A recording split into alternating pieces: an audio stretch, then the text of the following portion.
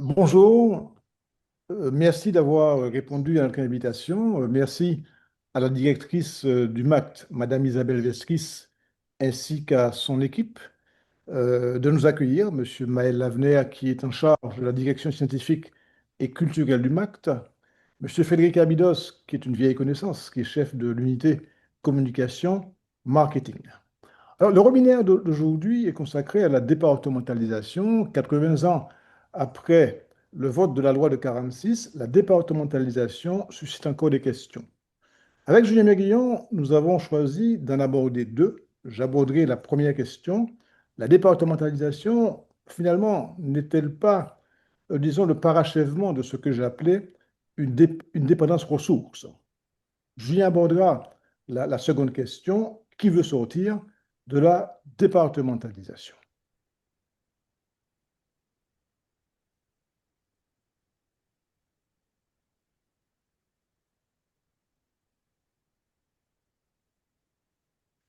Alors, dans le plan que je vous propose, je reviendrai dans une introduction sur les paradoxes de la départementalisation. Je développerai ensuite deux points. Le premier portera sur le social. La question sociale est peut-être le cœur même de la demande locale de départementalisation, mais aussi de l'offre étatique de départementalisation. Dans un second point, je ferai plus directement le lien entre départementalisation et dépendance. D'abord, la question des paradoxes. Bon, le premier paradoxe commence peut-être par l'ambivalence d'Aimé Césaire. Aimé Césaire, enfin, après le vote de la loi, il envoie un télégramme à ses camarades de la Martinique. Assimilation obtenue, vive classe ouvrière et fonctionnaire, vive le Parti communiste. Euh, 10 ans plus tard, Césaire sera le premier à douter des bienfaits de cette même loi dont il est le rapporteur. Donc, vous voyez, c'est une première, un premier paradoxe, une première ambivalence. D'autres ambivalences, d'autres paradoxes existent. Pourquoi, par exemple, les colonies caribéennes de la France sont assimilées alors que d'autres colonies voisines accèdent à l'autonomie ou à l'indépendance? Pourquoi la départementalisation génère-t-elle des revendications autonomistes et indépendantiste qui pourrait laisser croire qu'elle est rejetée. Pourquoi la société locale est à ce point départementalisée, excusez-moi, que la dépendance par ailleurs contestée est implicitement consentie même par ses opposants. Mon hypothèse centrale sur le sujet, c'est que la départementalisation correspond vraisemblablement à une dépendance ressources. C'est un processus qui est antérieur à 46, en fait, cette départementalisation. Elle, euh, Elle précède la loi, finalement. Elle est le produit de l'assimilationnisme qui est caractéristique de la politique coloniale française depuis la Révolution. Donc, ce n'est pas nouveau. Euh, c'est une dépendance qui est consentie aujourd'hui, la départementalisation, parce que les stratégies locales de recours permanent à l'État révèlent un consensus implicite sur cette dépendance. Enfin, j'ajoute, et je reviendrai dessus, que c'est une relation d'interdépendance finalement. Contrairement aux idées reçues, l'État dépend de ses territoires ultramarins, comme ceux-ci dépendent de lui. C'est une relation réciproque. Alors, sur la notion d'ultramarin, je veux préciser avant de continuer que quand je parle d'outre-mer, je ne consacre pas ce terme pour désigner seulement les territoires éloignés de la France. C'est une notion géographique à mes yeux. Si nous sommes des outre-mer de la France aussi est notre outre-mer de ce point de vue-là. Je vais ajouter que par-delà, disons que la départementalisation, finalement, je l'ai dit, elle précède la loi, mais elle survit également à la notion de département. Je m'explique. Le département commence avant la départementalisation officielle en 46, mais il faut ajouter que même dans des territoires qui ne sont pas des départements comme la Martinique et la Guadeloupe, la départementalisation existe. Autrement dit, La Martinique et la Guadeloupe, sans avoir de département, sont profondément départementalisées. La départementalisation correspond à une demande locale, mais c'est aussi une offre étatique de départementalisation. Et pour en parler, il faut peut-être s'entendre sur quelques dates fondatrices du processus. Je le disais, la première départementalisation, elle ne naît pas en 1946. Elle date de 1794, sous la Directoire, qui transforme la colonie en département. Alors pourquoi? Pourquoi? Parce que dans la logique des idéaux universalistes de la Révolution française, euh, on veut assimiler dans la continuité même de ces idéaux. La deuxième date importante, bien sûr, c'est 1848. C'est l'abolition de l'esclavage, c'est l'octroi du suffrage universel, c'est la représentation des territoires au Parlement. Donc c'est un temps fort de l'assimilationnisme en France. En 48, c'est la citoyenneté qui est formelle, qui est actée, mais c'est une citoyenneté sans égalité formalisée. 1946, c'est la loi, le vote de la loi. On a souvent tendance à confondre la loi et la départementalisation. Je l'ai déjà dit, la départementalisation, c'est un processus plus large. Les porteurs de cette loi de 46, on les connaît, c'est d'abord Césaire, qui est le rapporteur de la loi, Bissol, Haute-Martiniquais, Monéaville, le Guyanais, Viergès, le Réunionnais. Alors, apparemment, il n'y a pas de Guadeloupéens, mais bon, avec Julien Mérillon, on verra que le cas Valentino est un cas intéressant, avec des réserves, même si Valentino, comme on le verra, il vote quand même la loi, qui sera votée d'ailleurs à l'unanimité. 46, c'est l'assimilation institutionnelle officielle. C'est le département tel qu'on le conçoit aujourd'hui.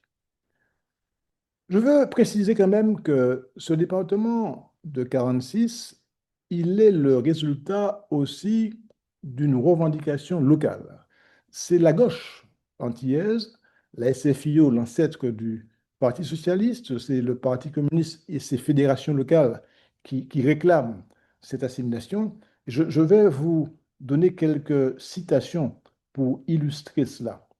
Euh, la Fédération martiniquaise, le SFIO, avant la loi, avant le vote de la loi, déclare, je cite, non seulement accepter l'assimilation totale, mais la solliciter avec force, une fois de plus, de la République et de la mère patrie, et ce, dans tous les domaines et avec les modalités d'application que la France elle-même fixera.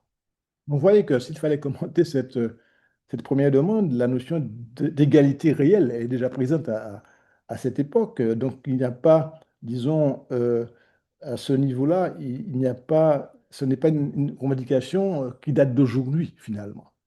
Le Parti communiste, dans sa fédération, par sa fédération locale de Martinique, ne dit pas autre chose, hein. Je cite, nous voulons une assimilation complète.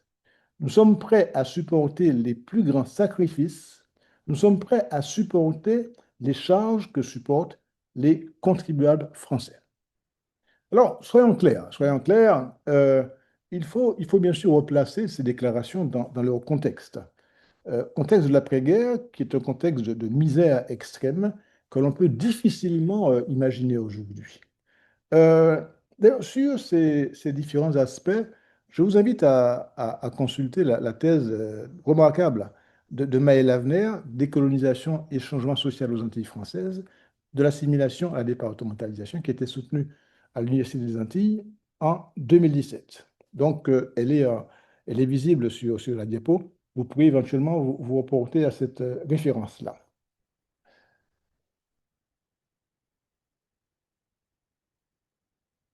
La départementalisation, c'est aussi un moment de tension, c'est une source de contestation. Aimé Césaire, encore lui, il commence à se démarquer de leur départementalisation et en 1956, voilà ce qu'il écrit dans l'introduction à l'ouvrage de Daniel Guérin, Les Antilles décolonisées. Je cite, si aujourd'hui nous assistons à l'éveil d'un sentiment national aux Antilles françaises, c'est à la loi du 19 mars 1946 que nous le devons et que c'est la départementalisation qui en est la cause.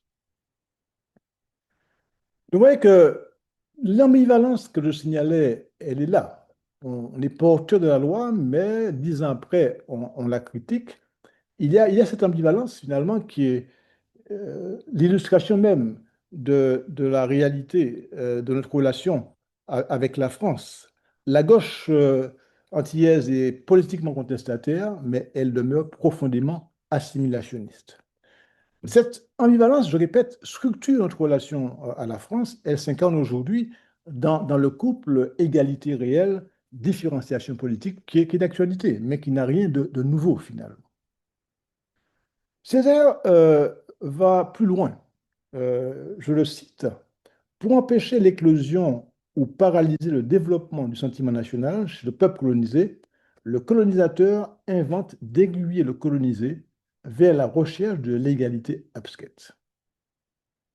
Alors, certaines données actuelles pourraient illustrer cette notion d'idée d'égalité abstraite, hein. Peut-être même illustrer la notion d'égalité réelle. Je cite ces exemples. En 2022, par exemple, la moyenne nationale du PIB, l'indicateur de développement, de produit intérieur brut de la France, était de 38 775 euros. Pour la Guyane, elle était de 15 656, la Guadeloupe de 23 200, la Réunion de 24 663, la Martinique de 25 903. On voit bien qu'il n'y a pas d'égalité en termes de PIB entre nos deux entités, Outre-mer et France. On pourrait ajouter les taux de mortalité infantile, de chômage, de pauvreté, qui sont beaucoup plus élevés dans nos territoires. 2009, c'est un point intéressant également à signaler. C'est un moment fort de la mobilisation sociale depuis 1946. Mais là encore, dans ce mouvement social, l'égalité sociale revient comme une revendication centrale. Je cite, pour symboliser cette réalité, une déclaration que Domota fait dans Le Monde le 24 mars 2009. Les Guadeloupéens posent le problème de la ségrégation sociale et le gouvernement leur répond évolution statutaire. On peut imaginer que l'égalité sociale, à ce niveau, c'est une égalité sur le territoire entre les possédants et ceux qui sont démunis, mais c'est aussi, au fond, une égalité sociale parce que c'est l'État qui dispose des moyens. Finalement, quel est le sens de cette dépendance ressources? Euh, on va se référer à la déclaration, déclaration de Michel Giraud, ce qu'il a écrit précisément en 2005, je cite, sur la dépendance. La dépendance, qui est une des marques les plus sûres de toute situation coloniale, est maintenue même si les formes de son exercice se sont quelque peu modifiées. Alors, elles se sont maintenues sous la départementalisation, tout simplement. Il en parle en 2005, nous sommes encore départementalisés. Euh, la dépendance a une histoire. La dépendance ressources, c'est à la fois, je le dis, le produit et la continuité de la départementalisation. Elle s'ancre dans une culture politique française qui est assimilationniste et que l'on peut bien sûr dater de la Révolution française. La dépendance ressources, je l'ai annoncé, c'est une interdépendance réelle. La périphérie dépend du centre, ça on le sait, mais le centre dépend lui aussi de la périphérie. Ces deux entités, centre et périphérie, sont liées par une dépendance réciproque. Donc la dépendance, c'est la ressource pour chaque entité, et les deux par conséquent. La dépendance ressource, c'est une relation solidaire. Elle est certes inégalitaire, asymétrique, mais solidaire entre la France et ses outre-mer. C'est aussi une dimension symbolique sur laquelle je reviendrai dans un instant. Cette dépendance ressources s'appuie sur une relation complice, en fait, entre l'État et les élites politiques et économiques. C'est une relation qui est légitimée par la population, parce qu'après tout, nos élites politiques sont élues. C'est un cercle vicieux par lequel les autorités centrales et les sociétés périphérisées alimentent chacune pour leur part une dépendance partagée. Le concept de dépendance ressource se démarque quand même de la théorie classique de la dépendance des années 60, avec des auteurs connus comme Cardoso du Brésil ou Samir Amin pour l'Afrique. Euh, la théorie de la dépendance a été critiquée parce qu'elle mettait l'accent essentiellement sur une relation unilatérale du centre vers la périphérie. On sous-estimait la capacité de la périphérie à réagir et notamment à participer à la dépendance. La périphérie peut faire le choix de la dépendance dans certaines circonstances, mais le centre peut dépendre lui aussi de la périphérie. La dépendance ressource, et là je vais annoncer la partie identitaire, la dépendance ressource est à la fois matérielle et symbolique. Elle impacte la culture, elle impacte l'identité et le discours politique local. Les Outre-mer sont des atouts stratégiques pour la France. Avant d'aborder la question identitaire, là, grâce à ces Outre-mer, la France est à la deuxième plus grande zone économique exclusive mondiale après les États-Unis, donc ce qui lui permet de maîtriser des routes maritimes, des ressources également, d'avoir une influence mondiale. Grâce à ces Outre-mer, la France devient une puissance mondiale. Sans ces Outre-mer, elle resterait une puissance européenne. Donc, elle a des bases militaires sur tous les océans, grâce à cette présence dans différents pays d'outre-mer. Elle bénéficie d'une biodiversité importante. L'essentiel de la biodiversité française se trouve en outre-mer. Les outre-mer sont des zones majeures de recherche climatique et volcanologique et d'influence régionale aussi. La France a une influence régionale grâce à la présence de ces territoires dans différentes régions du monde, notamment grâce à leur adhésion à des organisations régionales. La Guyane et les Antilles sont membres de l'AEC. Les Antilles sont membres de l'OECS et du CARICOM. Et cette influence, elle est réelle. D'ailleurs, la France encourage les territoires à adhérer à ces organisations. C'est pour d'abord renforcer son influence. Autre élément intéressant aussi de l'influence et des avantages pour la France, nous sommes des marchés captifs. On le sait bien, hein, il y a beaucoup plus d'importations que de production locale. Donc, la question de la vie chère, elle est posée ici. Et donc, nous sommes un marché captif et économiquement, la relation nous est désavantageuse. Parce on n'est pas, on ne produit pas finalement. J'en viens maintenant à un aspect qui me semble très important et peut-être que même le plus important. C'est la question de la départementalisation de l'identité de la culture, hein. C'est peut-être sur le plan culturel identitaire que se vérifie avec plus de profondeur les effets de la départementalisation et de la dépendance ressources. Dans les Outre-mer, et singulièrement en Guadeloupe, les revendications identitaires très vives dans les dernières décennies, ces revendications font place progressivement à, disons, à des politiques culturelles, à des demandes d'adaptation des dispositifs publics au nom d'une spécificité locale qui serait moins politisée que celle qu'elle a connue auparavant. La citation de Michel Giraud illustre bien cette réalité d'une identité départementalisée, je m'excuse. Je le cite, le discours identitaire tend alors à n'être plus qu'une drogue douce administrée pour apaiser les brûlures de la désillusion départementale. Donc Giraud considère que la départementalisation, de son point de vue, c'est l'enchantement du désenchantement.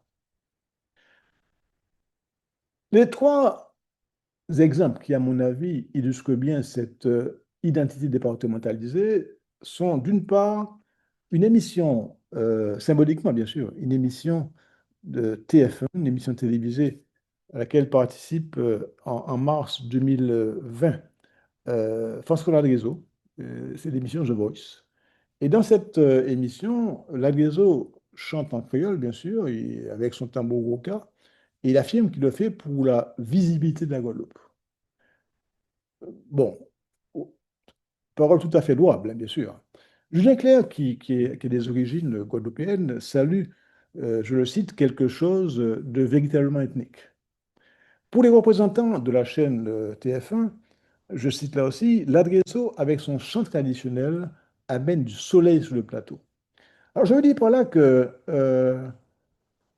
l'identité, dans ce cadre-là, elle est spectacularisée.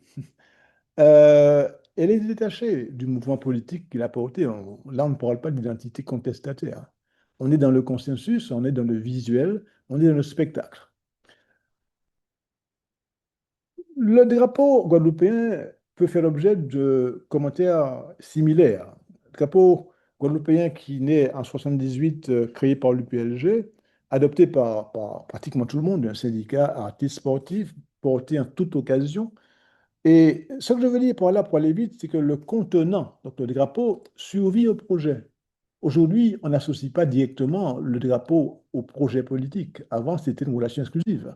Maintenant, tout le monde peut se revendiquer du drapeau et finalement à identifier le drapeau à un territoire, mais pas à une revendication politique.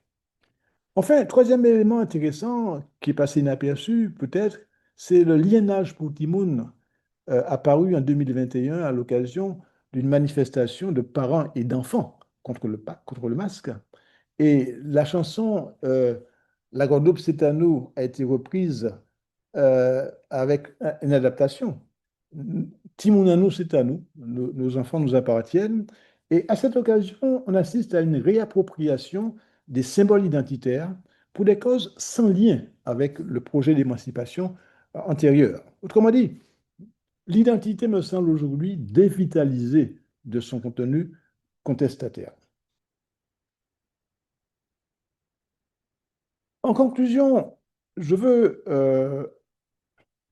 préciser que la dépendance ressource est finalement, hein, après tous ces éléments que je viens de présenter, elle est un phénomène profondément conservateur.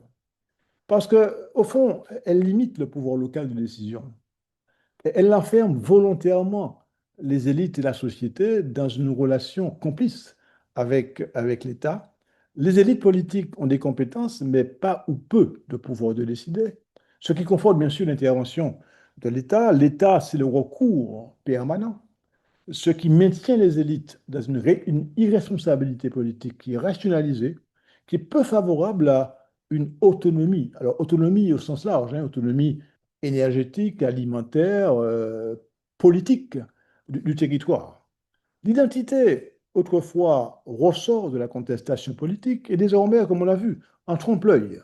Elle est vivace culturellement, mais elle est découplée d'un projet politique. Alors, cette réalité pourrait perdurer tant que dureront les effets pervers de cette dépendance ressources. 80 ans après le vote de la loi, rien n'a changé sur le fond, rien n'a changé. Que dit-on de plus aujourd'hui qui n'a pas été dit dès 1956? Il y a une question récurrente qui est posée sur le fait que les élus n'épuisent pas les compétences qu'ils ont et que par conséquent, il n'y a pas de raison de changer la situation, de changer le statut pour aller vite. Cette question, à mon avis, elle est posée par deux catégories de personnes. D'abord, des personnes qui ignorent la réalité, et donc elles sont excusables. D'autres personnes qui connaissent cette réalité, mais qui ne se posent pas, à mon avis, les vraies questions. Nos élus seraient-ils paresseux? Seraient-ils incompétents? Euh, je ne le crois pas.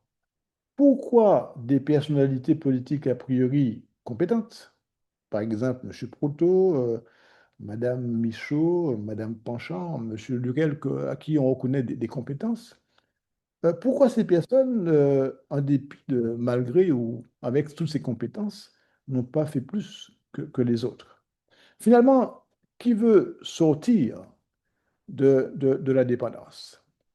Donc merci, je passe la parole donc à Julien Méguillon pour la seconde question.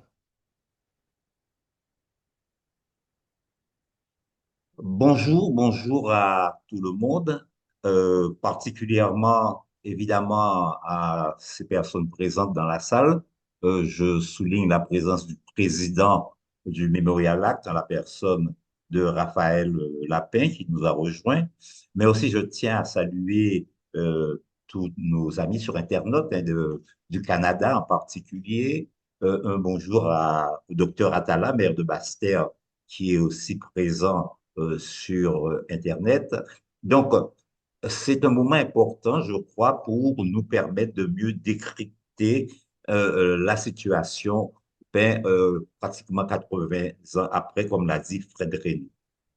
Je vais pour ma part aborder une question peut-être sensible, mais en tous les cas importante. Qui veut sortir de la départementalisation après la démonstration qui a été faite par Fred Reynaud sur sa dimension de ressources. Contrairement à une idée largement reçue, et en Guadeloupe en particulier, la départementalisation n'a jamais été un projet consensuel. En effet, paradoxe de l'histoire, les plus ardents défenseurs d'aujourd'hui, les socialistes, étaient en 1946 les plus critiques par rapport à une assimilation intégrale. On peut même dire qu'au départ de ce changement statutaire, il y a une relative indifférence de l'opinion. La départementalisation, en réalité, va entrer dans les mœurs politiques, va devenir un objet social quand il va s'agir de mettre en application les mesures qui ont été ainsi annoncées, notamment sur le plan social. Elle va progressivement s'installer dans les consciences et dans le cœur des populations ultramarines. Alors, bien sûr, des voix vont rapidement s'élever contre l'impact de ce changement et en particulier des contestations qui s'expliquent d'abord par la mise en œuvre lente et discriminatoire des mesures sociales, par l'évolution du contexte international et le réveil des peuples colonisés, par le constat amer des mutations de la société guadeloupéenne et surtout par ce que j'appelle un certain impact régional, la révolution cubaine, la souveraineté de plusieurs îles et sur une partie de la population, notamment la jeunesse. Donc, dans une société qui est marquée par l'absence de consensus sur le changement, nous interrogerons les déterminants des promoteurs de la sortie du statut départemental. Et on va mettre l'hypothèse selon laquelle il y a deux approches, si vous voulez, qui vont contribuer à offrir une alternative à la départementalisation. Ces deux approches sont une approche gestionnaire, c'est-à-dire faire que la départementalisation n'ayant plus l'efficacité, il faut trouver des formules qui améliorent la gestion du territoire, et l'autre approche qui est celle de la rupture, autrement dit, faire en sorte que aujourd'hui, la Guadeloupe, la Martinique, la Guyane, la Réunion rejoignent le rang des sociétés qui mettent fin définitivement à la colonisation. Alors, sortir de la départementalisation pour une gouvernance territoriale plus efficace. En fait, cette idée, on la retrouve déjà chez Achille René Braneuf, qui va inventer ce concept de petite patrie. Nous sommes français, c'est notre gloire.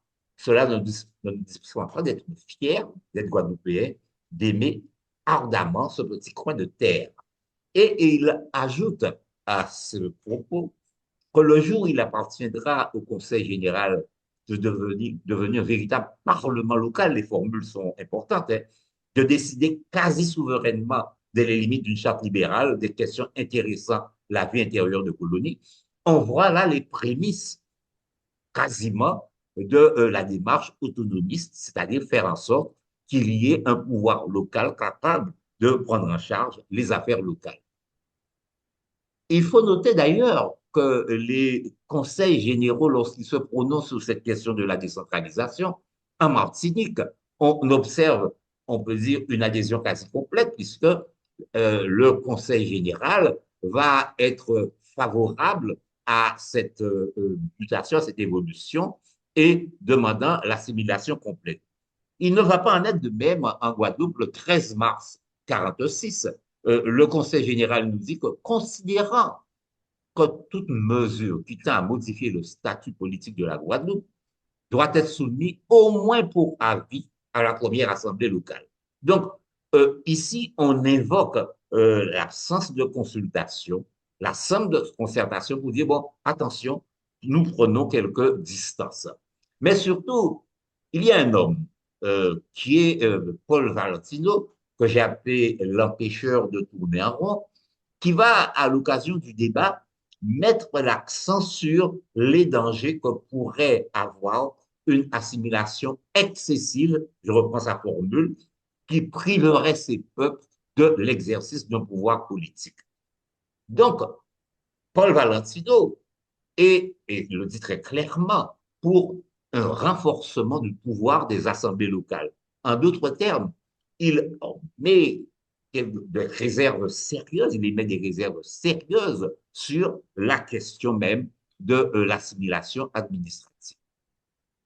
En tous les cas, 10 ans après, 12 ans après, on va dire, la contestation va commencer véritablement avec ce fameux colloque de la revue guadeloupéenne qui va se tenir le 4 mai 1958 à Pointe-à-Pitre au cinéma La Renaissance. Et là, ils sont invités par Joseph Latif, qui est avocat, qui dirige cette revue guadeloupéenne, toutes les forces politiques et sociales. On y trouve le monde économique, les politiques, les syndicalistes, les acteurs culturels, mais aussi les acteurs spirituels, si je peux les appeler ainsi. Monseigneur Gay va participer. Ils seront présents aussi les loges maçonniques. Bref, il y a un rassemblement. Et que l'idée étant de faire en sorte que l'on puisse faire un bilan de cette assimilation. On est en 1958, 12 ans après le vote de la loi. Et dans l'annonce, hein, il nous dit ceci, la revue guadeloupéenne est certaine qu'un tel colloque contribuera à affirmer la personnalité guadeloupéenne une et diverse. En d'autres termes, déjà, on sent poindre l'idée qu'il faille aller au-delà de cette départementalisation. Et 2 ans après, eh bien, à l'issue de ce colloque de la revue guadeloupéenne, le premier projet de statut qui formule la création d'une collectivité territoriale qui nous fasse sortir du statut départemental est proposé par la revue guadeloupéenne. Nous sommes en octobre 1960. Et là, on le voit dans le texte propose que, en fait, ce qu'on y voit n'est guère différent de ce que l'on entend aujourd'hui, ça et là. La Guadeloupe est une collectivité territoriale de la République française, ça c'est clair. On nous dit que, bon, il faut mettre en place des instances qui vont gérer les affaires locales, une assemblée territoriale, élue au suffrage restreint. Bref, on est dans un certain nombre de propositions qui vont dans le sens de ce que, depuis 1958, on n'a pas pu mettre en place et réaliser. Le temps passe. Il y a ça et là un certain nombre de propositions, de points de vue. Et je crois qu'un deuxième temps important, ça va être cette déclaration de Bastère du 1er décembre 1999. Les promoteurs, que sont Antoine Caram, Lucette Michel-Chevry et Alfred Marie-Jeanne, les trois présidents de région, vont partir du constat de l'échec, de l'impasse, et en s'appuyant sur les expériences des Açores de Madère, qui sont dans des situations d'autonomie, proposer un nouveau statut de région d'outre-mer doté de régime fiscal et social spécial. On est ici sans rupture avec, bien évidemment, la France. On est dans une démarche de dépassement, de faire en sorte que l'on aille plus loin que ce système départemental. Si, du temps de Joseph Lative, on était dans la déception. En 1999, on est dans le dépassement, aller plus loin que ce que cela propose. Alors évidemment, vous avez le résultat, tout le monde connaît, après toute une série de débats, ben, les populations de Martinique et de Guadeloupe sont consultées le 7 décembre 2003, où il faut précisément aller au-delà de la départementalisation. Et bien que, si vous voulez, on reste dans le cadre de l'article 73, bien que le principe de l'identité législative est affirmé, la réaction est claire. En Guadeloupe, 72,98% des votants s'y opposent. En Martinique, beaucoup moins, 50,48%. Depuis, eh bien, on peut dire que le chantier est à nouveau remis. En Martinique et en Guyane, en 2010, à l'issue de consultations, on abandonne la, le statut départemental pour faire émerger des collectivités territoriales qui englobent les compétences départementales et régionales. En Guadeloupe, eh bien, comme vous le voyez, des congrès successifs pour la fusion des deux collectivités, pour des compétences normatives, pour des compétences partagées avec l'État. On a un débat qui n'arrête pas et dont on sait qu'il est miné par une absence de consensus. Ça, c'est la réalité d'aujourd'hui. Cependant, nous avons une opinion qui semble aujourd'hui, selon les derniers sondages qui ont été effectués, assez ouverte et assez favorable à l'évolution de la situation de ce territoire. Et c'est ainsi que dans un sondage, d'ailleurs que le CAGI avait commandé, il y avait plus de 50%. Aujourd'hui, et un an après, eh bien, ce sont 75% des Guadeloupéens qui se disent favorables à une fusion. Alors, aujourd'hui, il faut s'interroger sur un certain nombre de positions. Le président de la région nous parle d'un article 73 renforcé pour s'opposer aux résolutions du Congrès. Mais à mon avis, il faut aller au fond de ce concept-là. L'article 73, c'est bien évidemment l'assimilation. Alors, faut-il un renforcement de l'assimilation? C'est la question qui se pose. Le Parti socialiste, en tous les cas la Fédération guadeloupéenne, n'entend pas participer. Et dans une enquête que nous avons donnée récemment au CAGI, sur 30 maires interrogés, 27 sont favorables, étaient favorables, parce qu'il y en a qui ne sont plus maires, étaient favorables à une évolution, et 3 considèrent que ce n'était pas une priorité. Donc voilà aujourd'hui où on en est sur la question lorsqu'il s'agit, bien évidemment, d'améliorer la gestion du territoire. Deuxième tendance, c'est celle que nous allons appréhender maintenant avec ou comme objectif la décolonisation. Je prends pour point de départ cette formule extrêmement pertinente à l'époque d'Albert Béville, Paul Niger, dans un ouvrage d'ailleurs qui va sortir bientôt, qui était un texte qu'il avait pu écrire avant qu'il n'ait été emporté par le destin sur les hauteurs de Dé. Il avait eu cette formule, l'assimilation, forme suprême du colonialisme. Et je crois qu'à partir de ce texte-là, on comprend toutes les réactions jusqu'à la Réunion. Vous voyez dans le témoignage à la Réunion, manifeste pour le droit à l'autodétermination. On est dans les années 60. Donc, euh, ça va commencer par nos étudiants de Guadeloupe et de Martinique qui, dans leur congrès, vont opter très clairement pour l'autonomie en 1961 et pour l'indépendance en 1965. Ces étudiants qui sont bien évidemment dans l'ambiance de la décolonisation commencent à s'interroger sérieusement sur l'avenir de leur territoire et ils posent la question des formes de décolonisation.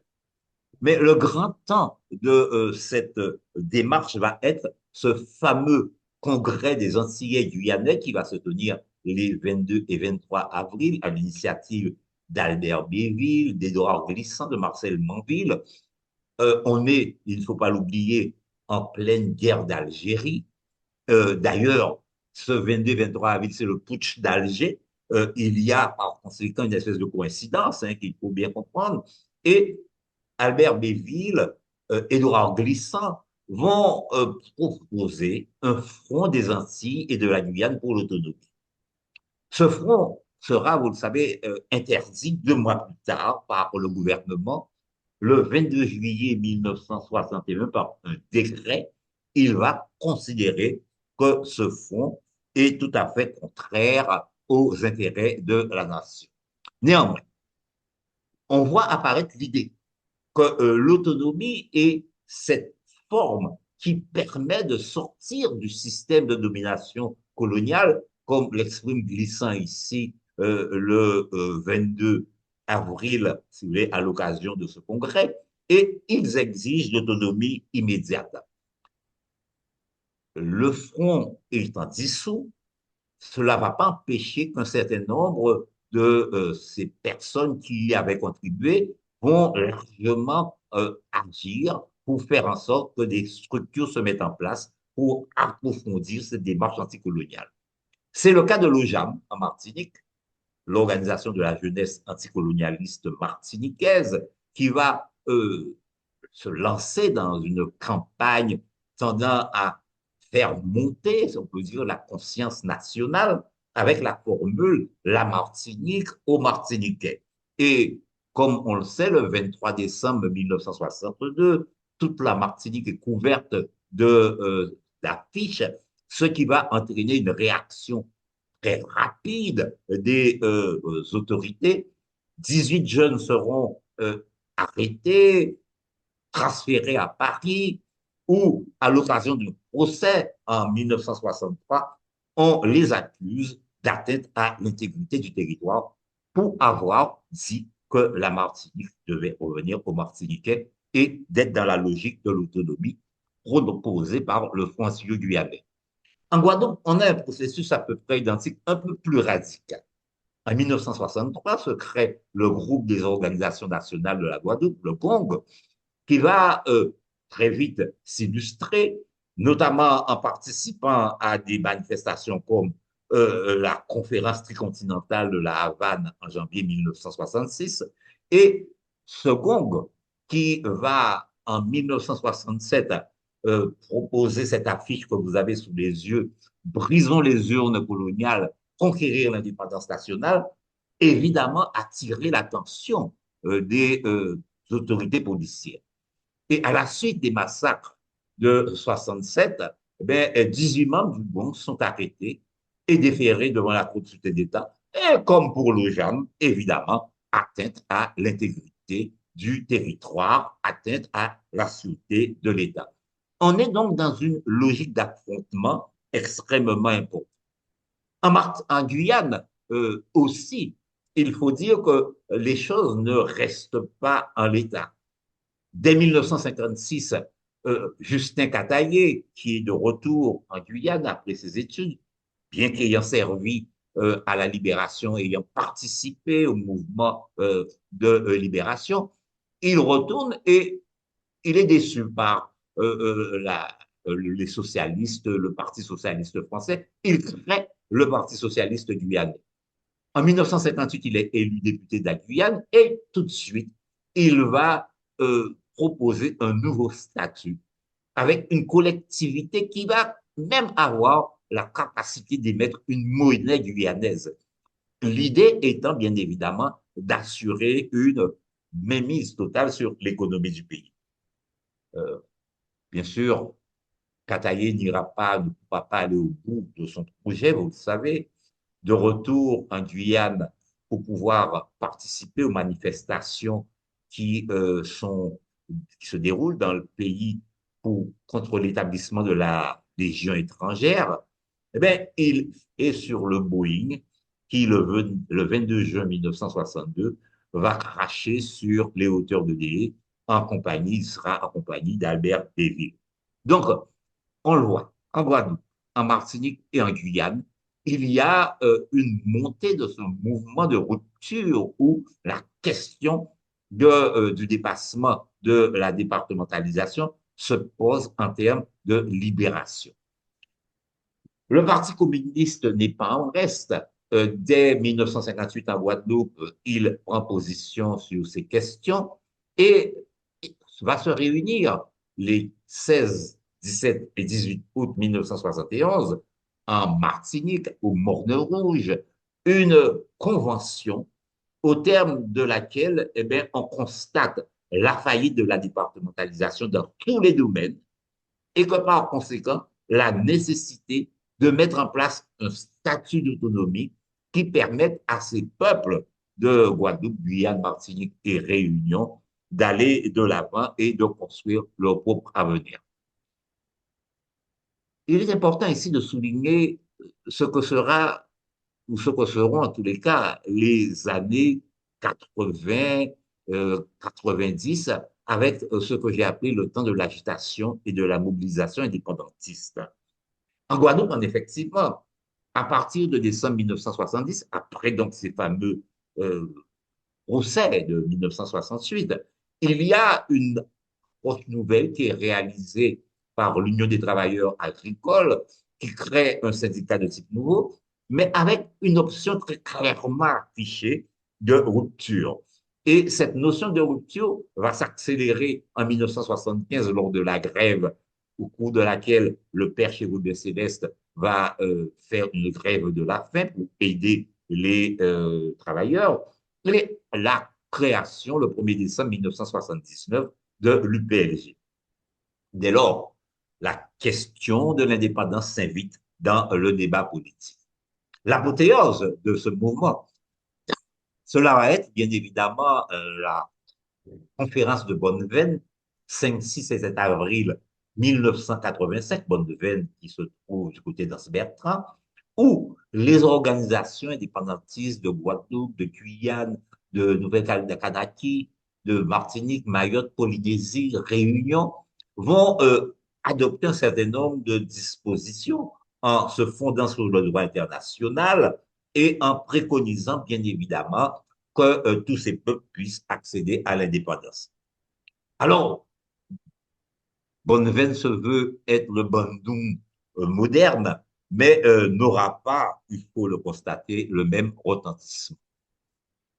Enfin, l'un des éléments à mettre en compte dans ce rejet de la départementalisation va consister dans l'action violente. Elle apparaît dans les années 80 en Guadeloupe avec le groupe de libération armée qui va posséder un certain nombre d'attentats. Les membres de ce groupe seront arrêtés, amnistiés, mais ça ne va pas pour autant ralentir leur ardeur, puisqu'ils vont créer par la suite l'Alliance révolutionnaire Caraïbe, l'ARC, et là encore, de nombreux attentats contre les symboles de la Renaissance française, des arrestations. Bref, si vous voulez, on observe pendant cette période un soutien, c'est clair, de l'opinion très affectif, mais aussi une perception troublée de l'indépendance parce que l'idée de la violence commence à agiter un certain nombre d'esprits. Voilà donc cette départementalisation fortement remise en question. Dernier point que je vais aborder, nous avons vu ce qu'il en est des acteurs locaux. Mais l'État dans cette affaire, quel est son point de vue? Comment va-t-il évoluer? D'abord, par rapport aux critiques, on va assister en 1960 à ce qu'on a appelé la départementalisation adaptée. Alors, ce sont des adaptations mineures. Euh, les pouvoirs du préfet seront déconcentrés, on va réorganiser le fonds d'investissement des départements d'outre-mer, le FIDOM, l'octroi de mer va être conféré au Conseil général, etc. Et en un mot, si vous voulez, quelques mesures prises ça et là dans l'intention, dans le but concret de stopper, autant que faire se peut, la montée des mouvements qui apparaissent dans tous les territoires à cette période, par ce que l'on peut considérer déjà comme l'échec de la départementalisation. Le maître d'œuvre de tout ça, c'est Michel Lebré.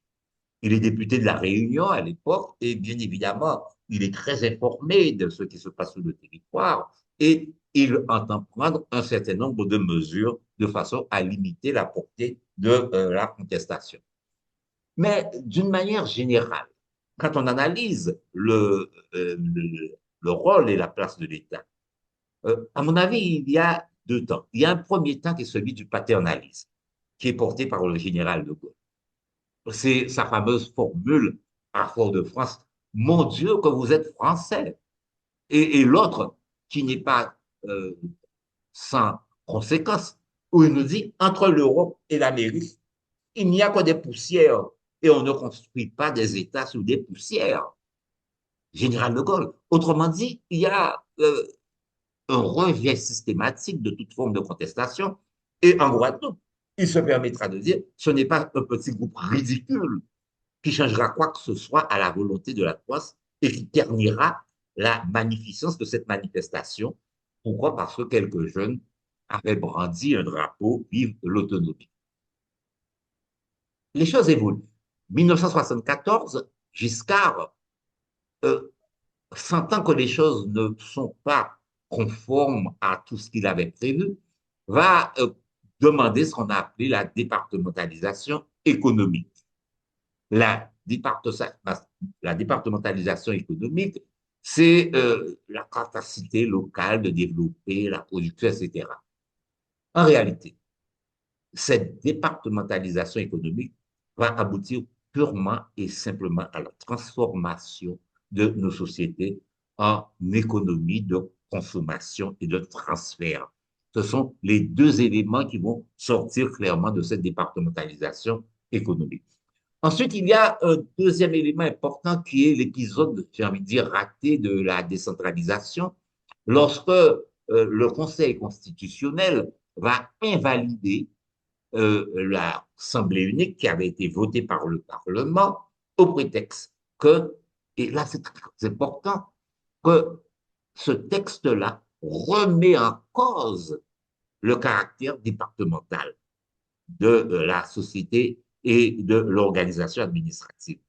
Et c'est au nom de cette remise en cause du caractère départemental que l'on va bien évidemment aboutir à l'invalidation de ce texte. Donc, il faut tout reprendre. Néanmoins, à partir des années 2000, on peut dire que la donne est en train de changer.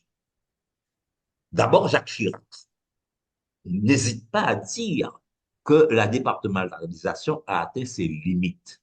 Et ça c'est une formule qui vaut son pesant d'or, qui nous montre combien cette départementalisation n'est plus la manne, n'est plus cette espèce de mythe que l'on a produit et que l'État lui-même est en train de se transformer, de changer sa position.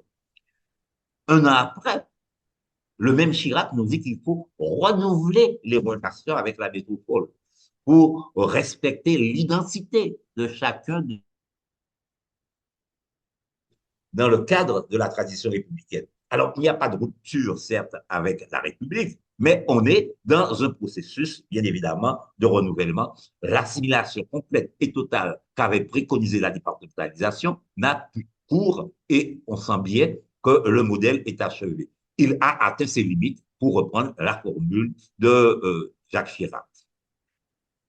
Le rapport à l'outre-mer va aussi être abordé par Nicolas Sarkozy 9 ans plus tard, lorsqu'il dira, pour ma part, j'ai toujours eu l'intime conviction que les collectivités d'outre-mer ne pouvaient pas être gérées comme celles de métropole. Autrement dit, il ne suppose pas, il est même favorable à l'autonomie et il estime que à chaque territoire, évidemment, il revient de faire ses choix. Donc, on voit une évolution qui a évolué. En conclusion, on peut dire que 80 ans après le vote de la loi du 19 mars 1946, la question de la départementalisation reste problématique. Je me suis posé la question, est-elle rentrée dans la psyché antillaise? Je reprends ici la formule de Dominique Chatillon qui avait dit que c'était une structure mentale chez nous. Et que on le voit très bien, c'est l'exemple que je prends souvent. En Martinique, où il n'existe plus de département, Mais lorsque Martiniquais n'est pas en Martinique, il dit, ah, je suis hors du département, alors que le département n'existe plus. Donc, on est ici dans, si vous voulez, quelque chose qui dépasse le juridique, qui dépasse, si vous voulez, l'économique, quelque chose qui est de l'ordre de la conscience. Elle n'a jamais fait l'unanimité, pas plus que sa remise en question. Dès lors, on peut dire que la départementalisation aujourd'hui est devenue, au fil du temps, l'incarnation de la sécurité. Il y a une certaine forme de sécurité qui, par voie de conséquence, est derrière cette décentralisation et c'est ce que les populations réclament. Je vous remercie. Bien alors, merci au MACT, encore une fois, à sa directrice et son équipe. Merci aux internautes et aux personnes qui étaient en présentiel. Alors, comme le veut la coutume désormais, Julien Mérillon pour la conclusion. Bien, tâche toujours compliquée, vous imaginez, quand on a des débats de cette intensité. Je crois que, bon, d'abord, il était important de revenir sur cette question. Lorsque Fred Reynaud et moi-même nous sommes interrogés sur la nécessité, on s'est demandé est-ce que bon, ce ne serait pas une de trop, une de plus. Puis finalement, on s'est dit qu'il fallait trouver un angle un peu particulier qui ne soit pas simplement une analyse juridique ou une analyse purement, si vous voulez, économique, et qu'il fallait essayer d'appréhender le sujet sous l'angle précisément des problèmes posés par la départementalisation. Et c'est en ce sens que nous avons travaillé. Alors, je tiens pour ma part aussi à remercier tous ceux qui ont contribué, qui ont participé à cette conférence. Elle nous a mis en présence deux questions fondamentales. La première, c'est que nous sommes en présence d'un phénomène très singulier, très particulier. La départementalisation, c'est pas n'importe quoi. C'est un problème de société, de nos sociétés, et qui aujourd'hui a fait l'objet d'une forme d'appropriation, d'intégration.